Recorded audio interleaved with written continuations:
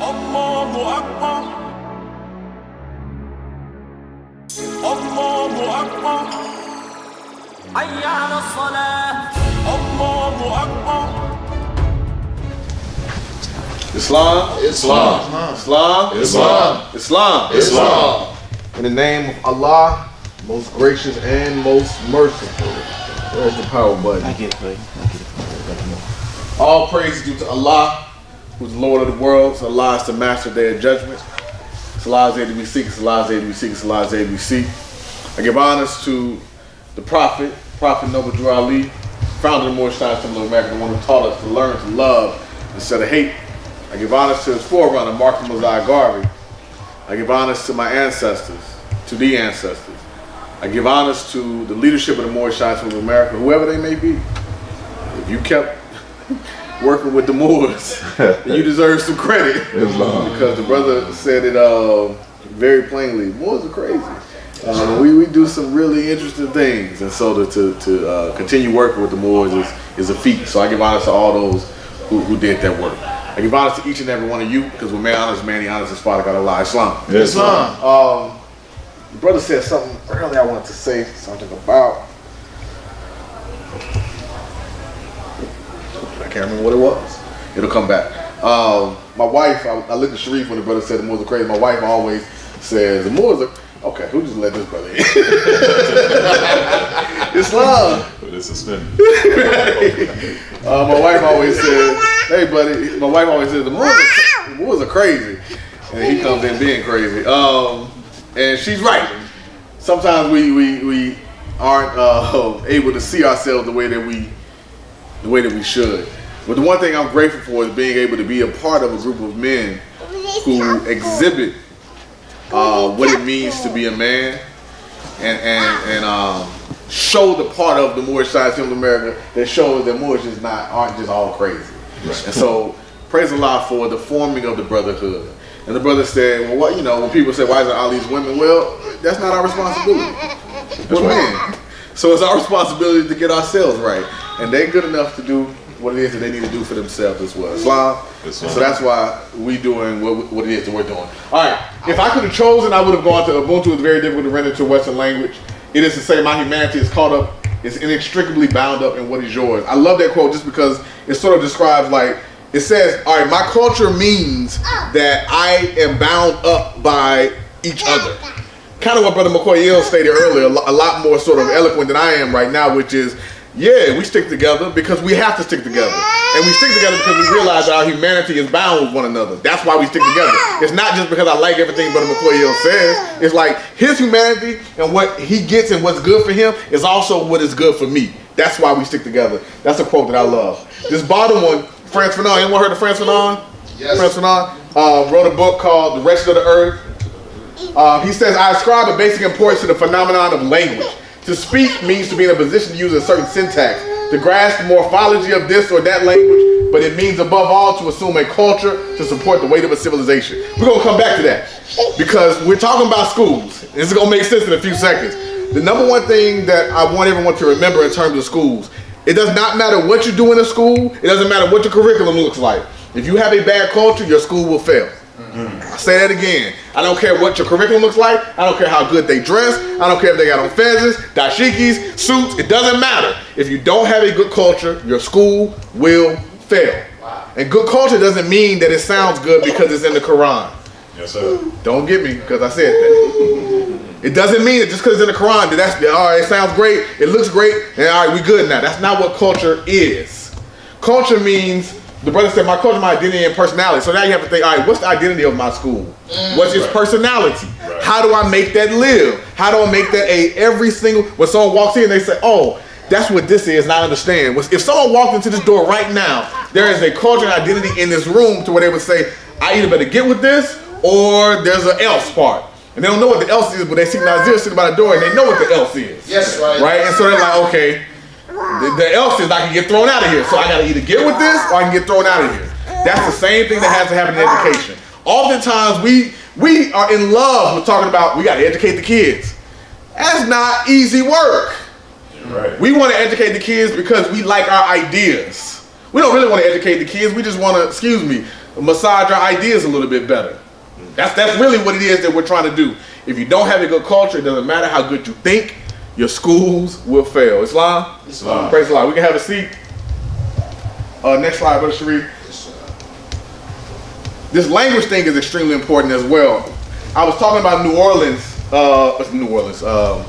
North Carolina recently. And when I was in North Carolina, the brother said something when I was there that threw me. He said, you know, a lot of you all are very impressed with the way that you can articulate the use of the English language.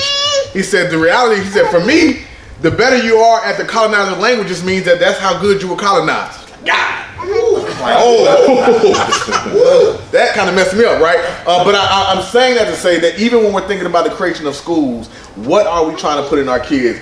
And I'm gonna get into that. Culture is a set of shared attitudes, values, goals, practices. Look at the last definition of culture. The quality in a person or society that arises from a concern for what is regarded as excellent in Sharif arts, letters, manners, scholarly pursuits, etc. That's what a culture is. Again, people will say, you go into a school and they say, well, what's the culture? Well, we really haven't set a culture. There is always a culture at a place. And if you don't set it, you know who will set it for you? Students. They'll set it. They'll make sure that that culture is set. Next one. So we're gonna go back a little bit, because what this presentation is called, Brother McCoy asked me, he said, what does this mean? I put education, we are not their saviors. And immediately that can kind of push people the wrong way. But there's a reason that we get into this. Does anyone know what's happening over here on the left, what this is about? Or who these gentlemen are? That's Thurgood Marshall. That's Thurgood Marshall and two other people. They're celebrating Brown versus Board of Education. Yes, sir. That was the victory that Thurgood Marshall was a beast, but that's the victory that they got to ensure that segregation, the whole separate but equal thing, was not happening anymore. On the right, anyone know who these two people are? That was kind of difficult. Parents of the... Good guess. Good guess. That's actually Dr. Kenneth Clark and Mamie Clark. Does anyone know who they are? I'm not following the camera direction. Okay, I'm good. They conducted experiments with the dolls. Yes. Yes. These things are connected, and we'll get back to it in a few seconds. The doll test, I'm cheating. I'm gonna tell you anyway. The doll test is what they used in Brown versus Board of Education to show that separate but equal wasn't working. They were like, you see, this really isn't working. Now, Moors, I'm not making an argument for integration. Don't say, oh, the boy up here arguing for integration. That's not what I'm doing. What I am saying, though, is that they were right. It wasn't working. And they used that doll test as an example to say, scientifically, this is how we're showing this isn't working. But it's interesting what we find out. Next slide, Sharif, please. We're going to go back a little bit. We're going to look at some schools from a long time ago to sort of get an idea. Because if we had to think ourselves, all right, what would our school be like? At least for me, this is how I got into education. I read the autobiography of Malcolm X at 21, 22 in Arkansas. I ain't know nothing about Malcolm X except for he stuck his head in the toilet. My parents were watching the movie when he had the conch and the water ran out. I ain't know much about Malcolm. I read this book and I'm like, yo, why didn't anybody tell me this information? And I thought that when I got into education that I would get an autobiography of Malcolm X and they would be just like me and be like, I'm transformed and now I can save the world. That's how I perceived it. And I was like, I gotta go back and teach kids who look like me because I want to make sure that they are saved from what it was that I was going through. Islam, does that resonate with anyone in terms of, well, maybe not the autobiography of Malcolm X, but that sort of journey? Yes, sir. Yeah, absolutely. Somebody talk about that. Everybody say yes. Well, it's the same thing. You know, I read the autobiography of Malcolm X, and all of a sudden I was known around town as Malcolm X because I was going around, trying to raise up, the consciousness of people. Yeah. Me and a couple of my brothers and sisters, we formed a little organization in town called Interference. And Interference, we had radical ideas. I just say it. We was going into the schools. We was going to challenge the teachers. We was going to challenge the principals. Why aren't y'all educating these children? We was going to challenge the city council, which we did. We went to city council and challenged them. They was ready for us, though. We held the first town meeting since the 60s, in my hometown of Asiatics, community. And the surprising thing that discouraged us was that the community was against us. You know, they was against the whole idea of us, you know, uplifting the community. Who y'all think y'all are? Wow. You know, that's the kind of reaction we was getting. So I'm glad everybody said that. Who you think we are? We're gonna come back to that as well. Talking a little bit about schools before European colonial powers came in. India before the British. Check this out. 1886. A census was conducted by the British Indian government throughout the then British India to get an idea of the number of institutes of education, elementary and higher. According to the census, there were about 16,000 centers of learning in the constituency of Madras alone. This amounts to about 3 to 4 schools and a center of higher education in each village. This is 1886 India. So when they get there, they're like, oh, these folks they got it together. There's a lot that's happening in India. Keep going, Sharif, please. That's what's, go back. Go back and slide on. That look like my wife right there, don't it? All right, keep moving. One of the first universities was found in Takshashila. I may be saying that incorrectly. I feel like Brother Anderson here probably knows that place and can tell me how to say it. In 700 BC. More than 10,500 students from all the world studied more than 60 subjects. wow. 10,500 students study in this university. It was accommodated for students who came from as far as Babylonia, Greece, Arabia, and China. How many people knew this about India? This is not something that we learned about Indian schools before the British. Keep moving, Brother Sharif. And so keep clicking.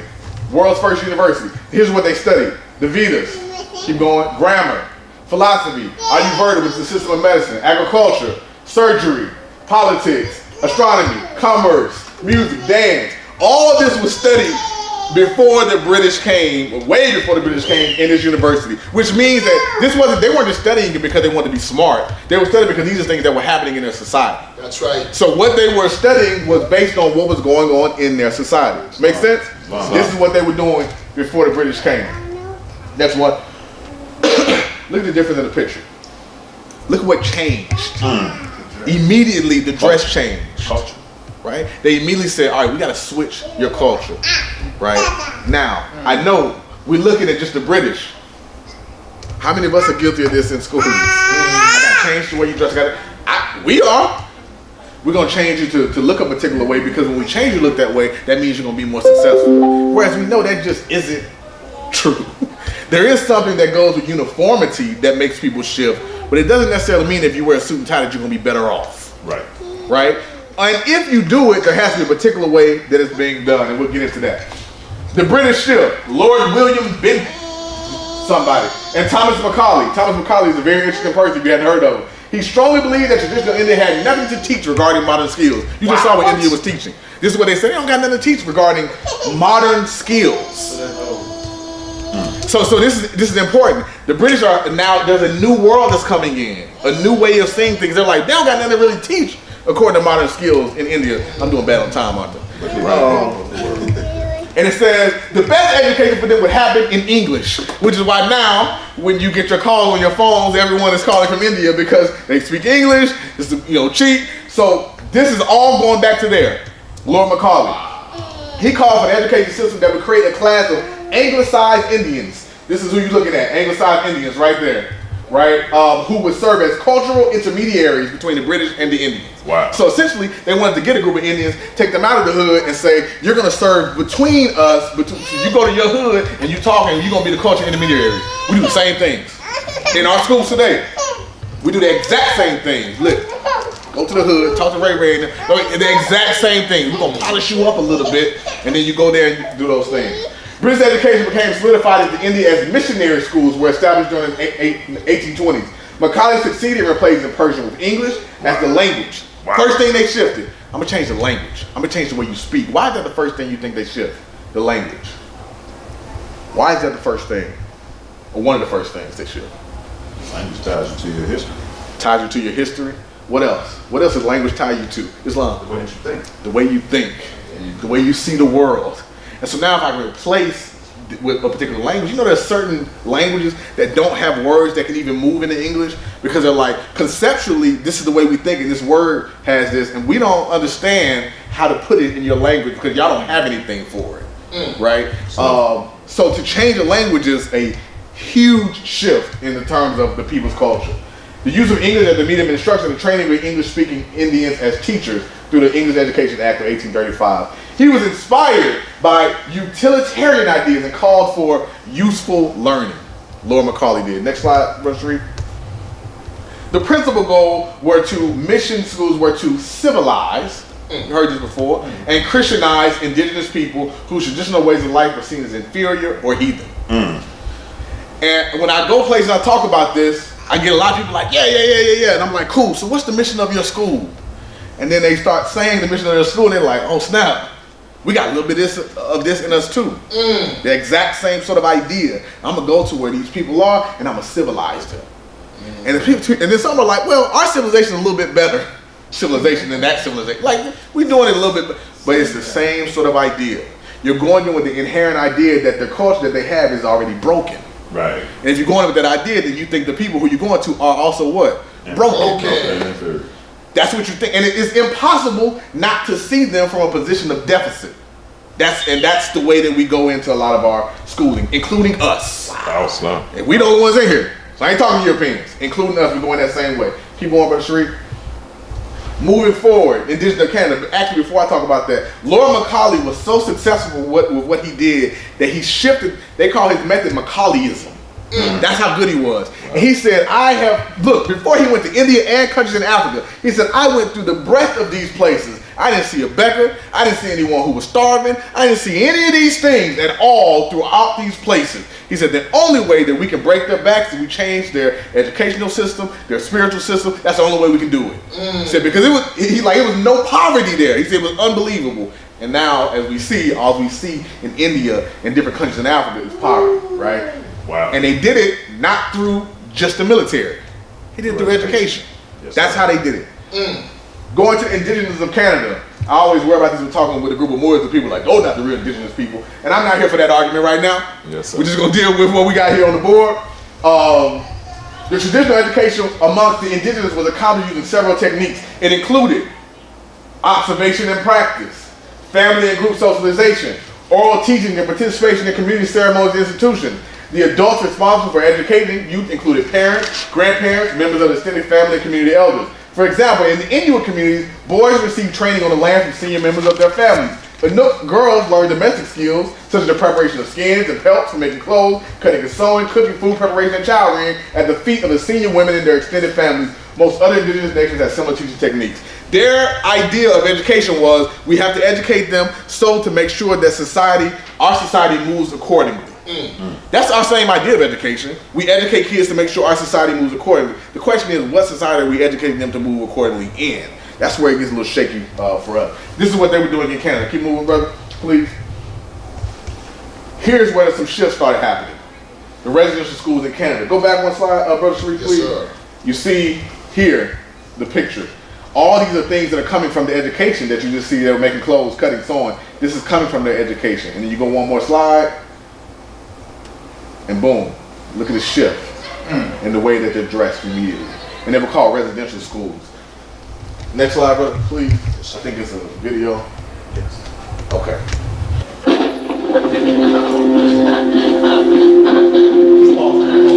Friday, wanted to go. Okay. What you're seeing is a sort of example of what happened to people who went to these residential schools. Go ahead, brother. Thank you. Back home. It was 1,000 kilometers away. They forced them to go to the Indian residential school. More than 150,000 of us children had to go. They wanted to change us. Our Father in heaven, hallowed be your name. Hallowed be your name. Thy kingdom come, Thy kingdom come, thy will be done. Thy will be done. Kill the Indian and the child. It's been called cultural genocide. I survived residential school. My brother Johnny did not. Charlie Webb-Bey was one of thousands of children who died due to Canada's residential school system. More than 80,000 survivors and their families still live with its legacy today. Alright. Hold on, let me pause for a second before I be crying before I start talking. Alright, go to the next slide real quick. So here's the interesting thing about what we just watched. They literally killed people in the education system. But if you listen, he said, kill the Indian in the board. Alright? So the thing that I want us to focus on is that sometimes we kill the whatever the culture is in our kids. So we may not be physically killing them, but we kill the part of them that makes them survive. I've been really guilty of this. Listen, I work in Memphis, Tennessee in a community called Westwood and Whitehaven. Westwood. You hear Westwood, you're like, oh, that's the hood. Yes, right? And I work in this community where the way that they are is important for their survival. Right. And they come to our school and I'm like, yo, brother, you got to stop doing this, stop doing that. And he's like, that's cool. They call me Mr. Salam. That's cool, Mr. Salam. But when I go back home, I need this. I need to talk like this. This is how my family communicates. I need to talk like this because the big homie on the block, if I don't talk like this, they're going to see me as weak. I need this. And here I am trying to kill that out of him because I think that if he stops doing that, then he'll be better. Better for who? Ooh. And so that's when we had to start asking ourselves and questioning ourselves. And I said, well, maybe I'm being just like the Indian schools and having to watch that. Early Philippines. Picture of, I think they were the AETA people in the early Philippines. And when you show it to Europeans, they're like, wait, is she from where? Right. It's Philippines, early Philippines people. Yes, sir. Moving. The AETA people. Women were known to be masters of herbal medicine. Men and women hunted. Women had a higher success rate in hunting. I don't know what they were doing, but when hunting together, the rate was even higher. Next one. And I tell people, they say herbal medicine. When you think herbal medicine, they're like, oh, like the witch doctors. I'm like, well, let me be clear. AETA women understood the science of different herbs within nature and understood how those herbs could be used to heal the human body. And the reason I say that, I don't need to tell you all that, but I tell it to Europeans, is I want them to understand that the people y'all are referring to as witch doctors and you think that's bad were people who understood deeply how nature healed human bodies. These were doctors. Right. That's right. That's what they were. That's right. And you took that away from them and said, well, no, what it means to be a doctor is actually this. These were doctors who they went to. Moving forward, again, they were doctors. And the reason why it's important is that, again, we're talking about language. And so now I'm trying to shift in their minds the way they are seeing a group of people. Next slide, Brother Sharif. These are who the Spanish came to when they came to the Philippines. That's right. People who looked exactly like their little cousins. That's right. Next one. The IT people, very knowledgeable about different plants that can be used for medicine. People came to them to get help with illnesses. Go back. Sorry. No problem. A plant called anino in the local dialect. The leaves can be used to take away the pain of headaches. That's what she's holding. While the fruit has cancer healing properties. Translated, these people were doctors. This is what they were doing before the Spanish came. Next slide. And now the Spanish are here. Here's the school in Philippines. It says the oldest universities, colleges, schools dating as far back as the late 16th century were created during the colonial period, as well as the first modern public education system in Asia, established in 1863. By the time Spain was replaced by the U.S. as the colonial power, Filipinos were among the most educated people in all of Asia. Listen to that language. I told you what they were doing before they got there. That seemed very educated to me. Right. But now I see, oh, they were the most educated people after all these people came, boasting one of the highest literacy rates in the continent. Well, literate in what? English. And just reading books. Now y'all literate because you can read books, and they were no longer literate of how to use herbs in nature to be able to heal their people. That was gone. That literacy of understanding when I go into this forest and I see this and that heals headaches, gone. But I can read page 60 of this book and I can intellectualize and tell it to you, but I can no longer do those things that help my people out. This is what they were doing. I did research on this. It was so hard to find anything bad about those schools. It was so difficult. And everything was like, yeah, no, Spain, they helped them. You know, they really helped them. If you look at the time period where Spain was going to these places, this is not too far after the Moors were expelled. So Spain was getting their power and they were going to places that they knew that these people who had come from were. You know, there's an island called New Guinea, right? And you know why it's called New Guinea? The people got to New Guinea.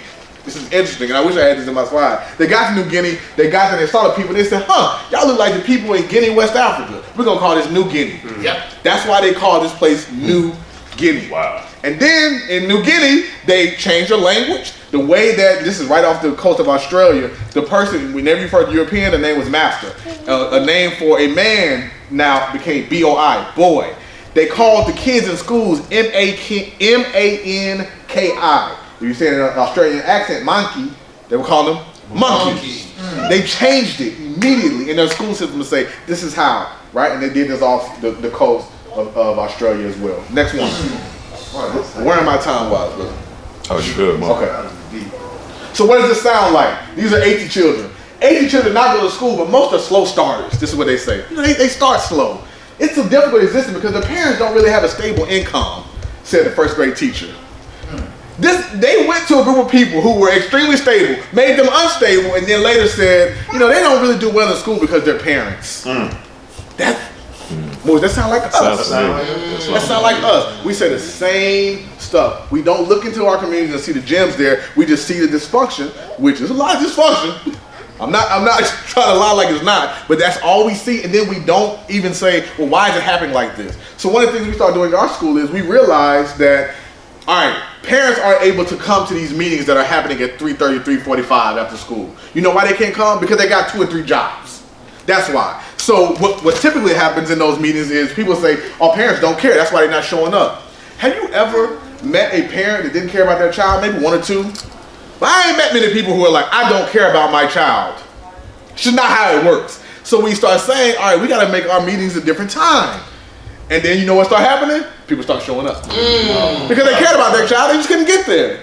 And they actually wanted to show up because they wanted you to know, this is the crazy thing, they wanted you to know that they cared about their child. Here's a person working 2 or 3 jobs trying to prove to me, who's got 1 job, who goes home at a particular time, that they care about their child. Wow. Which is real messed up, but that's what was happening in our community. Right, Wally? All right. Next slide, please. Going now to the United States. This is Henry Knox, Secretary of War. He said, how different would be the sensation of a philosophic mind to reflect that instead of exterminating a part of the human race by our modes of population, that we have persevered through all difficulties and at last have imparted our knowledge of cultivating in the arts to the aboriginals of the country, by which the source of future life and happiness has been preserved and extended. But it has been conceived to be impractical to civilize the Indians of North America. This opinion is probably more convenient than just. He is what you call today, and I'll say this, he's a white liberal in their time. Right. That's what he was. He was like, listen, we don't have to kill them. We can just civilize them. Y'all keep saying we got to kill them. That opinion is probably more convenient than just. We don't have to kill them. Everyone's like, bravo. You don't have to kill them. And that's the Secretary of War that's saying this. Why is he saying something about this? They understood that education was not just books and things of this sort, but this was warfare, right? And this is what they were doing. Next one. This was happening in America. John B. Riley, superintendent of Indian schools, says, only by complete isolation of the Indian child from his savage antecedents can he be satisfactorily educated. And the extra expense attended thereon is more than compensated by the thoroughness of the work. John B. Riley, Indian school superintendent. Don't record this, brother. Okay. So, no, not you. You can record. I'm talking about what I'm about to say. He was like, oh, I just got to record. Let me stop. No, you can take a picture.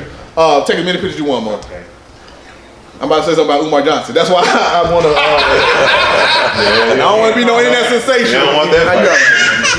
You're all right. I have no issue with what Umar Johnson is doing, but I want us to be careful whenever we get behind people who are saying things that just because they look like us sounds good and feels good and sounds very similar to some of this stuff. We got to be careful. Just because they look like us doesn't mean. I'm not knocking what he's trying to do. Somebody's trying to do it. Great. But we gotta watch what's happening. That's as much as I'm gonna say, because I don't want to get in a fight on Facebook about it and people email it Freedom Prep and I lose my job. So I don't want to do any of that. So I'm gonna stop right there. But we just gotta watch the language, watch what's happening. And if it looks like this, then it's this. I don't care who's behind it. If it looks like this, then it is this. Am I saying that we shouldn't take our kids out of their community? No, I'm not saying that. But when it looks like this is what I'm saying. Next slide, brother, please. Rich A. Pratt, the superintendent of Carlisle Indian Industrial School, said, kill the Indian, save the man. What does that mean? Strip him of his culture. Strip him of his culture. Take everything from him, and you save him by doing that. Wow. Next slide. Another missionary said, to extend civilization instruction to his ignorant race and show them the way to heaven. This is how we say it. We say, we want to extend instructions to them and show them the way to college. And if they go to college, they'll be successful. We guilty of that. I'm talking about this organization right here, Freedom Prep Academy. And when we started thinking about it, I was like, wait a second. What are we doing? Exactly. What are we doing by doing this? We got to switch the way we are saying this message a little bit. Because we're having communities. Look, I just got off the phone last night at the temple. There's a Mexican-American student I take to school every day and take her home. And she called me. She was like, I got a full ride scholarship to Agnes Scott. so happy because she had been stressing about it. But the other aspect is her family's like, oh, we just had a baby, so you're leaving the house. And the baby, like, all these different things that are part of their unit is now being moved because she's going to Agnes Scott. And so now, as a school, I'm trying to battle between, she's got to get what she needs. But also, I don't want to impede on the cultural things that are important to their community. But she got to get what she needs, right? And so the way that looks is we go to families and we talk about it. This is what it's going to look like. What help do you all need? Because what's going to happen with her is she's going to shift the family dynamic in future generations. And we have to support that, but we can't do it by way of trying to knock down the family. Islam? Moving forward, then I'm going to be done in a few seconds. Native education. From the moment students arrived at schools, they could not be Indian in any way. Wow. To aid in their assimilation of U.S. Anglo culture, boarding schools administration forbade, whether in school or on reservation, tribal singing and dancing, along with the wearing of ceremonial and savage clothes, the practice of native religion, the speaking of tribal language, the acting out of traditional gender roles. This is all the things that they banned. Listen, this. Now think about what the prophet brought us. He brought us a culture. We just did some tribal singing in the very beginning. There's dancing, a wearing of ceremonial clothing. Look, I'm pointing let me not point the red mark at my brother Nazir, he's gonna jump at me. But right, but all these different things, we got these fezzes on. He shifted our culture in a way that, this is why I'm saying, Moors, we gotta be careful. And someone said this at the Rockville, I think it was Brother Tunica Ill last night, that we can't just be doing this knocking black thing. Right. We just can't just be doing that, because then we start looking like this. That's right. And we think that exactly, and we think that we're different because we look nice and we got fezzes, as if that's what the prophet was doing during that time. Is this what we're gonna do for the rest of the time? Yes. And so we got to be careful of that, not to do the same thing that the colonizers did to us. Next slide. That's right. So this, go ahead, Mom. Yep. So pause real quick. Black. This is some years later, 2012. The test was run again. Go ahead. Doll. And which one is the white doll? Which doll is the pretty doll? Which doll is the nice doll? Which doll is the bad doll? Which doll is the nice doll? And which doll is the bad doll? And why is that doll pretty? Because she's white and you have 2 eyes. Which doll is the ugly doll? Why is that doll ugly? Because he's black. Which doll looks most like you? Me Yeah, which one looks like you? and that one. Okay. You saw the hesitation she had Can you though? show me the doll Like before she that you chose, like go ahead, so stop that them all. Before she chose, there was like just like, oh snap, I gotta choose the one that looks like me, that I've been saying is the bad one this whole time. The reason I bring it up is that all these years later, after the Brown versus Board of Education, that is still where some of our kids are in terms of seeing themselves. And it's not just because of the labels black and white, whereas that is embedded in it. Yes. That's embedded in it. To be able to see black as bad and white as beautiful is embedded in the language of black and white. But just telling them that, well, that doll's Moorish and that doll's European is not going to shift that. There is a social programming that's happening with our kids every single day that makes them think that way. That's right. It's on everything they see. And the labels changing is a start. But that's all it is. If it was only about the label changing, then the prophet would have said, you all are Moors, you're not black, negro, and colored, man to the left. There's a program that happens after the language changing that means that you have to begin to shift the way you think and see things, and it's not going to happen overnight. Islam? So that's what we're trying to do in terms of education. That doesn't mean that in my school or in our schools that we're just going in there and saying, we're just going to teach you Moorish history. I had a sister call me one day, and she was like, she was going to Chicago to convention. She's Moorish, and we need to teach Moorish history in the schools. You need to do this in the school. She's telling me what we need to do in our schools. I'm listening to her, and I said, "Well, sister," she's like, "Would you tell the kids about their nationality?" I said, "Well, sister, that's not for me to do. That's not for me to do in our schools. I said, but we have a Moorish Science of America where we do that. We do teach nationality in the Moorish Science of America. But I am not about to impose on another child, kid who has a parent and be like, hey, you're Moorish, not black, don't call yourself black no more. Now, if the subject comes up, we talk about it. Right. But that's not for me to do and say, well, your religion is just, that's not for me to do. And she was, I'm going to the board and I'm doing all these different things. And I said, well, sister, well, then go ahead and go to the board and do whatever it is. That's right. But I'm saying, the reason I'm bringing this up is this.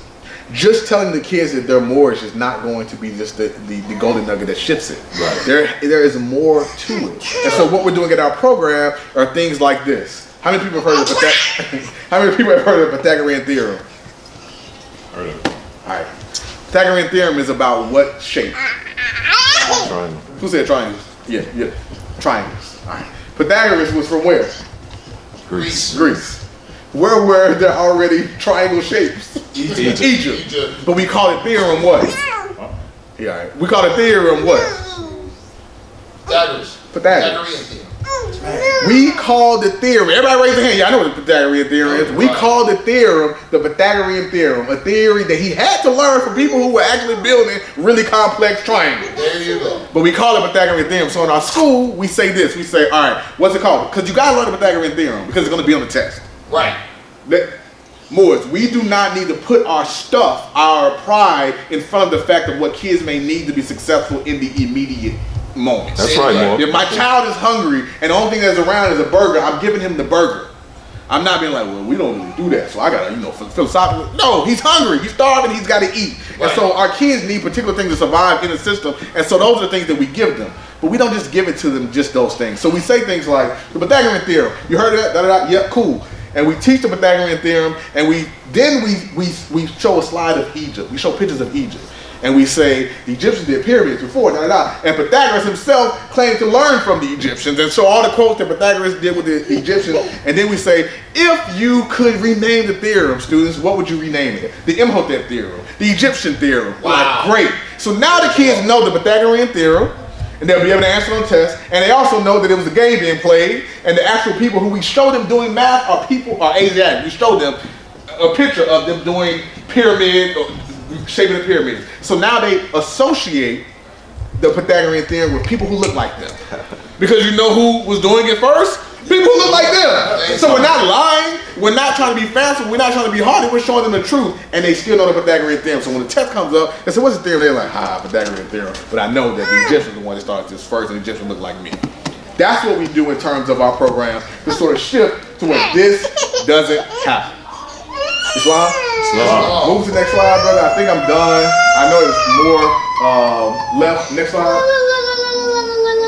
Keep going. So part of the issue that we have to be conscious of. Keep clicking, brother. Look at all these movies. Freedom Riders, Dangerous Minds. Look at the pictures. Yep. Keep going. That's Hardball.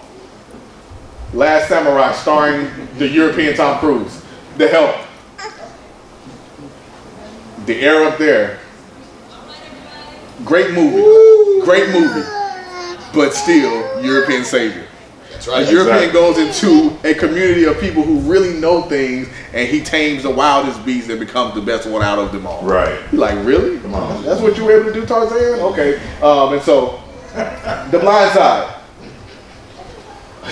Goldie Hawn Wildcats. And look at this. Her dream was to coach high school football. Her nightmare was Central High. And look at all the people who are at Central High.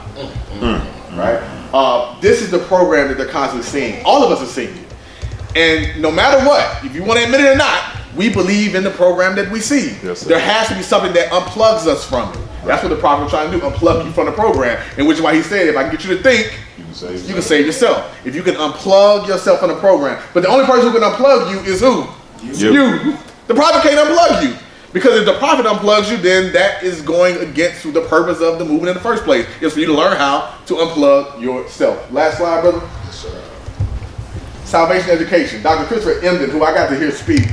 Powerful brother. Yes, sir. You heard it? Yes, sir. He's something else. So he said the vision that kids, he wrote a book called For White Folks Who Teach in the Hood, and the rest of y'all too. The vision that kids need to be saved equates to thinking something's wrong with them. There's no teacher who should go into a space thinking that students are inherently bad. If you're walking to a classroom and see students as victims, you are seeing them as having an inherent flaw that only you can fix. You are there to help them learn and allow them to do fixing for themselves. The savior complex is also problematic because it reinforces the notion that the teacher is the hero. To be a good teacher, the effective skill you need is not ego. Anyone who's teaching knows this is the truth. It's humility. You look at the natural, raw, unpolished beauty of the neighborhood, and if you're looking to save someone, you cannot see that. That is the mantra that we live by. Do we mess up sometimes and run into this and do this? Yes. Yes. But praise the Lord that we are actually conscious of the fact that that's what we sometimes do, and we try and shift to make sure that it doesn't happen. The number one thing, I'll start back from the beginning. If you do not have a good culture, your schools will fail, period. And you have to be the one that sets the culture and say, this is what my culture is going to be, and that's what it's going to be. You have to set it. And next slide, but I'm not going to go into that. Next one, push it twice, boom, one more. One more. One more. So I'm not going into this, but for me, the first thing I think about is, well, who's going to be in front of my children? Who do you want to be in front of your kids? And so I'm like, I have to hire talent. How do we hire talent? How do we make sure, next one, how do we make sure that we establish adult culture in our school that is appropriate for the kids that are in front of us? So when I'm hiring people, I ask, why do you want to work in this community? What do you know about this community? Memphis context, 20% of people in Memphis have college degrees in Memphis. And I ask them, why do you think this is the case? And if they don't say anything about anything systemic, I'm not hiring them for my school. Period. There's no sort of like, well, maybe they could be. No. I don't want anyone in front of my kids who thinks that they don't work hard. There's this thing going around now, people like, kids need grit. I'm like, our kids need grit? You telling me the kid who watches their brother and sister when their mama's going to work and knows how to cook dinner for them and still comes to school at 7 o'clock in the morning and does their work needs grit? No. Our kids don't need to learn grit. They got that. Right. They good on the grit part. That's right. They know what to do. They know how to go in some hard situations. And so if someone comes to my school and is like, yeah, that's what kids need, then they can't work for our school. That doesn't mean they bad. They might need to work at the school down there. Can't work for my school. They cannot, because we have to make sure we have the right people in front of our kids. That's right. Gotta have the right culture. Gotta have the right people. Next slide, brother. Sure. And you gotta have people that value their lives. And I'll end here. There's something I read when Trayvon Martin was assassinated that says, someone wrote this, one of my favorite rants, the liberal controlled media, television news, newspaper, magazine, radio, all continue to show 12-year-old Trayvon, not 17-year-old Trayvon. They continue to show the 5-year-old picture because it helps to cement in your mind a little cute, hoodie-wearing youngster who was stalked by his mom. In reality, little Trayvon at the time of his death stood almost 6 foot 2 inches tall, weighed 175 muscular pounds. This is the picture they had of the real Trayvon. Push the slide. This is who they thought Trayvon Martin was. Wow. The game. The game. Really? The game. Wow. Don't have people in front of your kids that think like this. Wow. Including us. Right. You can't have people in front of your kids that think that this is Trayvon Martin and they're not valuing the lives of our kids. Next slide real quick, Mo. I know time-wise. So you Don't hire people who see your students as predators that need to be tamed. Don't hire people who see your students as victims they need to save. Period. There's no excuse for us in terms of that. And that goes for us as people as well as Europeans. Next slide. Next one. Next one. And all right. So we will stop here. The last thing I want to say is we always make sure we have a culture of feedback. If people can't take feedback, they can't be with us. And we're not a school of joke hearts, like the movie, screaming at people and pushing one more time and having teachers that look like this all the time. But we are a school that's like, you have to be able to take feedback to get better. And that's what it is that we do. Have a strong culture, hire the right people, don't hire people that see your kids as predators, and have a culture of feedback. I'll say it again. Strong culture that has to be established in terms of who it is that you want the kids to be. Keeping in mind who they already are and the gems that they are. That doesn't mean that you don't say, here in this school, we don't do that. We do that. We absolutely say, in this school, we don't do that. Anyone comes to our school, you see us doing this, and everyone does it. Right. That's a cultural thing for us, and that's what we root each other on by doing this. If someone's struggling, you see kids doing this. Like, there's a cultural thing that we have that's a part of who it is that we are, and we harp on that. So if a kid is struggling, and I don't see someone doing that, I'm like, you're not going to root them on? They're struggling. And we strong on that. So you want to make sure you establish a culture. Don't hire people who think your kids are predators. Take feedback as well. I'm missing one. What was the one I missed? Savior. And yes, the savior complex. Please, we gotta stay away from that. I'm gonna stop right there. If there's any questions, I saw a couple hands go up a few times. I'll be happy to answer that. Islam.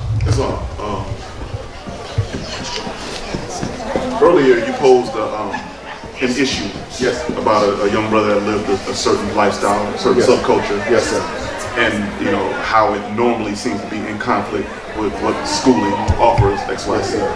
What was your answer to that situation? That's a good question. We got to be honest about us in particular, our situation. There are a lot of stuff that we do that we think is us that really isn't us, and that was driven to us through slavery, Eurocentric colonialism, etc. We address that stuff head on. But we don't want to do things like this. I remember I had a kid who he was a blood. Brother couldn't read, but he was a blood, and I finally understood by listening to him that he had to be a blood. So I wasn't running the don't be in gangs talk with him because he needed to be a blood in his neighborhood. That was his survival. And what I did say to him was essentially I was like, listen, brother, if you continue in the route that you are and you're not being able to read, you can't even do math properly, you're going to be in the same position in your gang always. You've got to be able to get the things that we're teaching you just so you can be able to develop there. In hopes that eventually, something will happen that could possibly move him out of that, or he could shift it in some way. But what I wasn't doing was being like, gangs, bad, don't do that. And so that's kind of how we do it. It depends on the situation, really, But we don't shy away from this is who we are and showing them an example.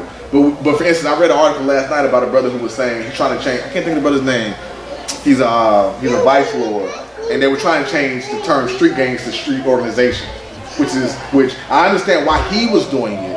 I can't remember the brother's name, but I would. What I do in my neighborhood, I don't know about that, but in my neighborhood, when there is someone who is over the vice lords or something like that, we try to make relationships with them.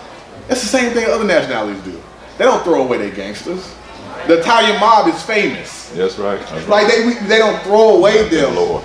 And in the past, I wanted to be like, stop doing that. And what I realized I was doing, I was killing their warrior spirit, which they were like, I need to get this warrior spirit out somewhere. So I'm gonna do it in this gang while I act respectful in front of you. I say yes sir in front of you, but I gotta go back home and I gotta get this warrior spirit out. And so now we're just trying to figure out ways to make sure that's still cultivated, but that they understand that within this environment there are particular parameters that we move by. So we're just not disrespectful to where they come from.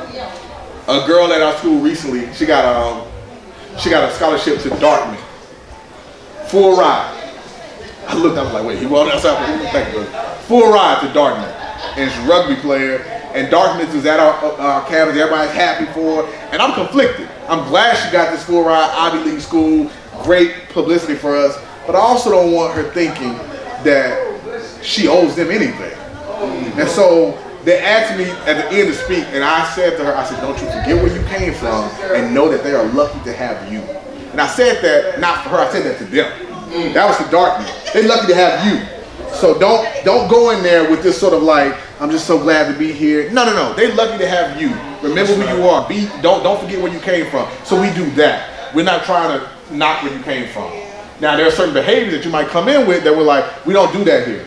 And they're like, well, at home I do. And I'm like, cool. When you get back to the house, you can run that game. You see, we do just like grandma. With your mama, okay, when you back to your mama, you do that. Well, here, this is how we operate. Right. And kids respect that. They're like, cool.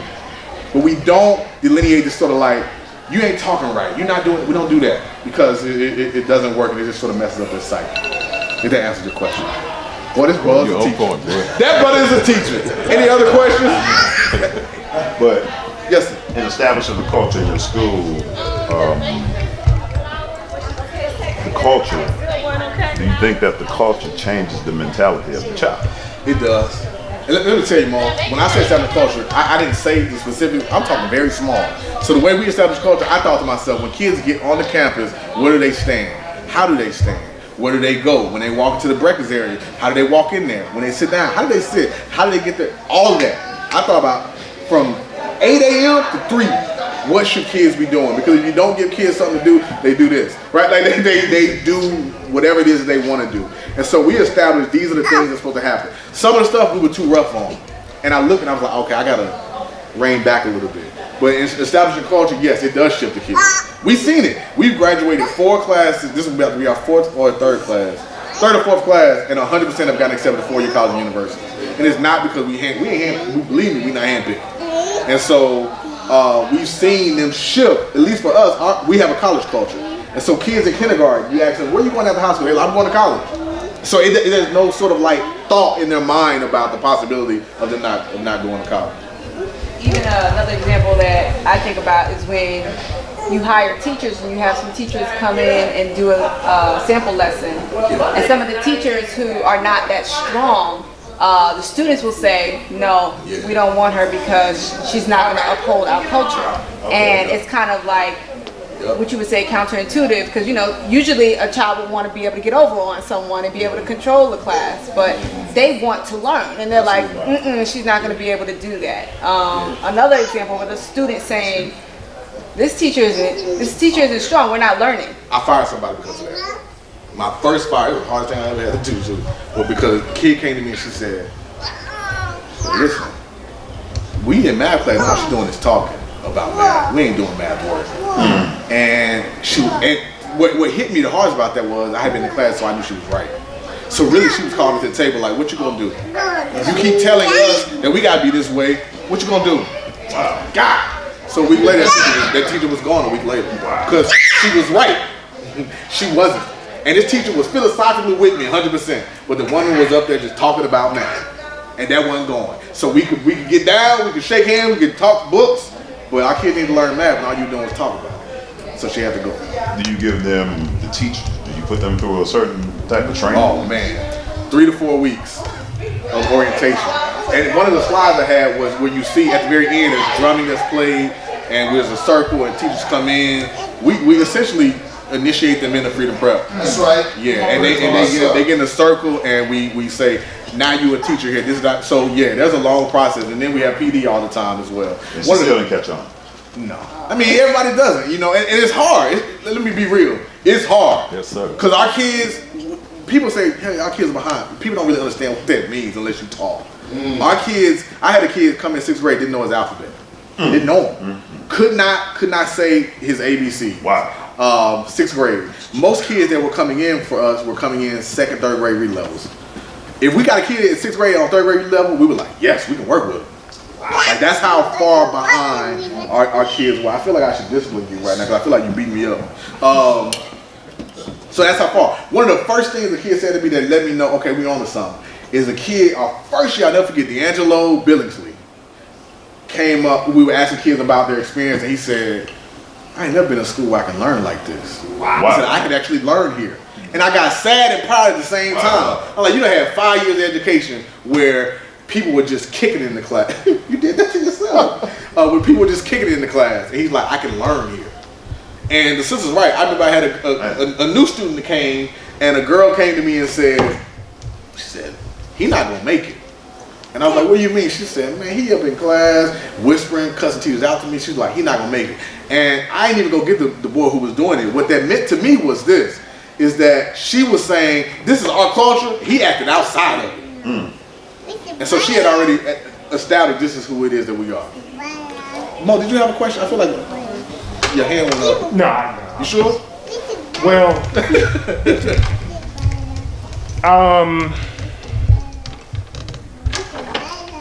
I came out of college and taught school and taught for a little while here in Georgia, and I had an experience where I was able to teach nationality, and this was in a public school. I taught chemistry. I talked to them about the etymology of words. Yeah. I talked to them about how to read a dictionary. Yeah. Talk to them about our ancient culture, where Kim comes from, and all these things. I taught them that they weren't Negro, black, and colored. And they were begging me to stay by the time I had to leave. So, I just wanted to share that experience because, in my mind, they're not learning anything if they're still leaving, thinking that they're black and referring to people as coloring crayons. And so to me, that was real important. So I hear you, brother. I do. And I guess the only thing that I would push back on that and say is that one of the valuable things I learned in Ali's Men is the amount of work that black people have put in to where we might need to be silent sometimes when it comes to that Negro black color thing. When I think of Reconstruction and all the people who were black who were in office, when I look at just all the work that people have done in the name of trying to have justice for our people, I'm like, sometimes I need to relax in terms of that. Not that you should do that, but that's sort of where I take it. And for me, we teach our kids character. Everything that I've talked about, for me, is nationality. We're teaching our kids a particular character. We're teaching them a particular quality of life, a particular way of being, without necessarily saying, and also you're Moorish. That's fine if that's where that goes next. That's fine. But I'm more concerned with their character and who it is that they are acting internally than what they're saying they are outwardly. That's where we are. That doesn't mean that someone else shouldn't be somewhere else. I think them knowing that is also great as well. But for us, we've been more concerned with where they are internally than what they say they are externally. And I'm the only Moorish American in the organization, so I'm also not about to be going in there saying all these different things and people are like, okay, the brother with the feds, and I wear my feds every day all the time. Right. And so the brother with the feds, they're telling us all these different things. Now kids ask me, because they're like, what is this? I remember I had a girl say, I want to know more about your culture. And I told her, because she asked. And so the kids know, but again, we're definitely more concerned about what they're learning and where they are internally and what they say externally. Yeah. Anything, I saw your hand go up. Touch on what you said as far as making people feel comfortable, you know, and not making them feel like, you know, when you go, like for instance, when you go to an elder and you say something and they don't understand a way you carry yourself, you kind of feel guilty, like you don't want to tell them or something like that. So in that school, I feel that you like, they can come to you and don't feel like, oh, he gonna judge me this way. You give them more advice on certain scenarios and certain ways to live, you know. And I'm just going from my perspective because I've been through a lot of stuff. You know, I went to college, I played ball, I did those things, and me by achieving those awards or titles, people come to me today that's still in the hood and still be asking questions about college. I help a couple people get out of certain scenarios and go to college and play ball themselves. So you can't make people feel guilty because we act like we forgot we've been through stuff. Right. It's like, it's a lot of elders I know that used to be drug addicts and they act like they forgot. Like, there's people, I still call them, I still message them, dude be texting me every day. Good morning, brother, I'm happy you doing what you're doing. You gotta make people feel comfortable about wanting to do better. You know, you gotta let them know your lifestyle and your scenarios too, and what you've been through. That's thoroughly important, to do it in that way. Because what I'm not saying is, I'm not saying that we don't call people to the table on being their better self. I was a dean of students, I was over culture and discipline at our school. And I'm super strict, right? But what I always said to kids when they came to my office was, when you did that, when you being your best self, they said no. I said, all right. And for me, when they say no, I'm like, okay, I got you. You're conscious of it, now you're about to take responsibility, and now we can move. So we hold them to a standard. For us, part of our culture, this goes into culture. We said no one in this school is going to feel less than who they are, less than human. I don't care what your background is, no one's gonna make you feel less than. That goes for everything, right? Every identity, no one's gonna make you feel less than. So I mean, we had a kid who was autistic. He wasn't diagnosed, but he definitely was autistic. He loved boxes. And so he used to be in class, he would see a box, he used to be looking at the box like, and he wanted to take the boxes home to the point where mom called us and was like, y'all stop giving this boy boxes. He got a room full of boxes. So a talent show, you remember Rain? Talent show, his name was Rain. A talent show come and he signs up. I'm looking, I'm like, oh boy, Rain signed up for the talent show. And his talent was stacking boxes. So my man played clown music, and he got on stage and he stacked boxes. He had a helper, he stacked. And I'm watching the kids, and this is how I knew we were doing at least something right. And he gets to his last box, and he puts it on top, and the kids cheer, yeah, for him stacking boxes. These are kids in Westwood, in the hood of Memphis, who are happy for a kid who stacked boxes. And so then I said, all right, we're doing something right. Because for us, if they would have said something negative, for me, that was a no. I remember in class, if someone got run out and someone snickered, I was like, you think that's funny? Like, we We don't do that. We don't laugh at people who get wrong answers in our class. And that was a culture thing for me. And you know what kids start saying? They're like, oh snap, we don't laugh at people who get answers wrong. That was important for us. So for us, what's important? Enforce it. So I'm not saying this sort of willy-nilly cloud in the sky like, just let people be. No, what's important in our culture is no one is made fun of or made to feel less than. And if you do it, I'm gonna be all over you. And I used to tell kids, I said, I'm the only bully in this school. Just me. And everyone else a bully, send them to me. I'm the only one that's a bully. And right, because we were enforcing what it meant to be better. And they understood that. You understand? I think last question. Yeah, that's the last one. Okay. Yes, sir. Real quick, it's more of a statement than a question. Yes, You said something that really resonated with me. As a member of the Moorish movement and the Moorish Science Temple of America, you know, about the difference between what the Prophet Noble Drew Ali would say, name and principle. Yeah, I teach martial arts, you know, that's my profession, and I've got a lot of, you know, there's a lot of learning. And so I've got students that are very enamored with names and technicalities of things. But at the end of the day, martial arts is about what? Fight. There you go. You can or you can't, right? So one of my students kept asking me all these little technical questions. I said, listen, sir, why are you worried about all that name? Because I just want to know, make sure I know what I'm talking about when I talk. I said, well, would you rather be able to talk about it or do it? That's right. Which one would you rather be, the guy that can do it and not talk about it, or the guy that can talk about it and not do it? You know what I'm saying? And he goes, oh wow. I'm like, yeah.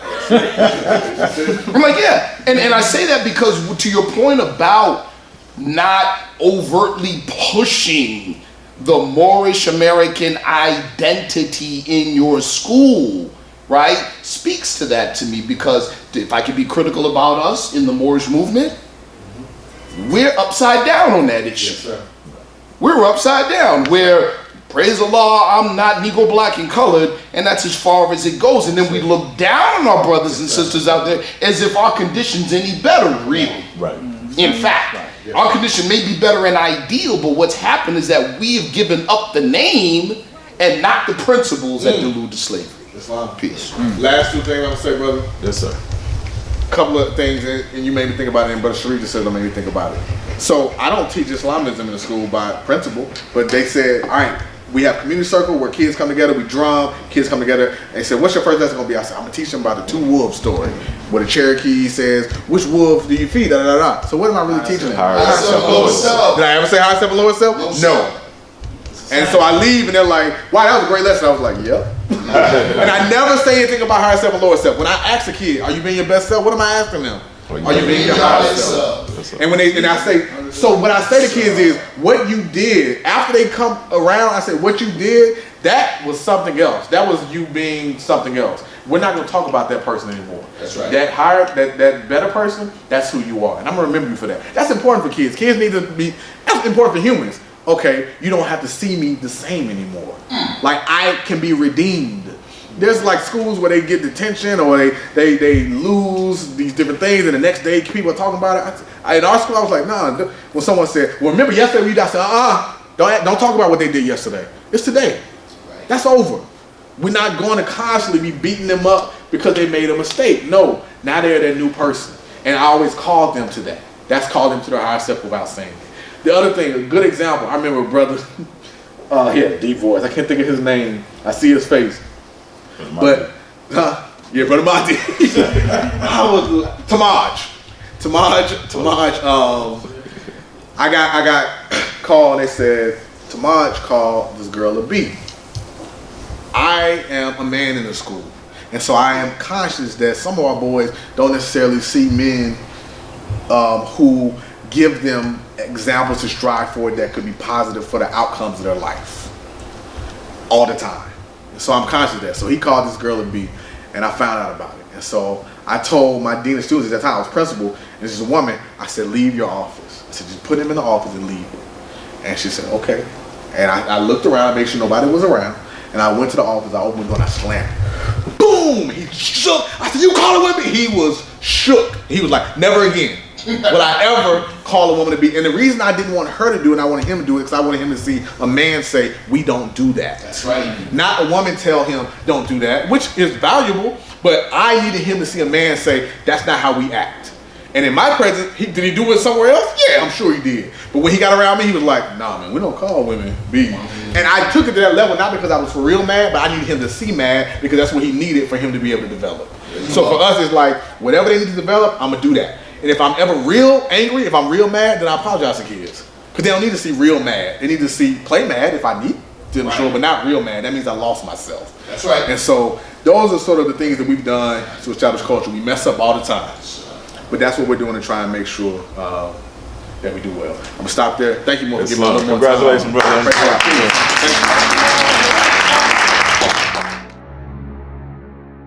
الله أكبر حي على الصلاة